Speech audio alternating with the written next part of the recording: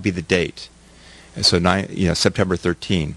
In the right quadrant, there might be something that might be GL, like gas line, and it would say there's still a problem, like there's a gas line that's live or problematic, or some issue pending. At the bottom, it would be like a number, 0 or 1. It would be a dead body, so that people that followed after them would know what needs to be dealt with. And then the last quadrant on the left side would be the organization, so it might be SPCA or the National Guard, whoever went in there. It was a really efficient, because it was such a massive territory, it was a way to let people know that somebody had been there and what was there, so they wouldn't be redundant. So you would see that on every single building, or cars, or trees, or places like that. The messages were further dispersed. I found it really interesting that people picked up. I assume they got the idea of using spray paint from the way what the rescue workers did, because I thought that in itself was really strange and unusual. I mean, if you can try to imagine yourself taking a can of spray paint and spraying on your home some message to who? I mean, to no one. Nobody was there.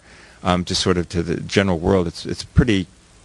I think that convention must have come from that technique the rescue workers were using. That's a speculation, though. Yes.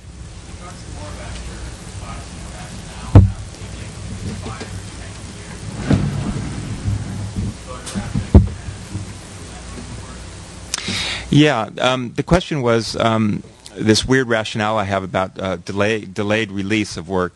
I've only done that with the Oakland fire pictures and then the Katrina pictures. To me, those two bodies of work are the most sensitive. I felt I didn't want to be, exploit the situation, and I felt they were covered so thoroughly by the media that it wasn't like where my Bravo 20 work, the bombing range work, or other projects like that. Those are things that nobody in the world knew about, and getting that out was important so that people would get that information. This work, it's not everybody knew about it, but I felt nonetheless, I had this connection to Louisiana, and I felt the need to go there because I'd been there in the past and see for myself, and it felt like something along the lines of my other work, and it felt like something I needed to do, but I didn't feel compelled to put it out there, and I didn't want it to be sort of lost in the morass of all that. And I also wanted to see if it held up over time and was worthy. So, over time, that's what I'm doing, with the idea that I think if I release the bulk of it in 20 years, it's important historical work, but I didn't want it to be part of my career or something. So those are the only two bodies of work. The dead animals, which nobody had ever photographed, the bombing range things. Those are things that I felt that as soon as I can get them out, as soon as they were ready to get out there, they should be gotten out. But Oakland and Katrina now.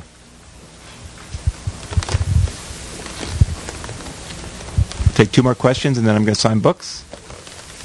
Going. All right. Thank you very much.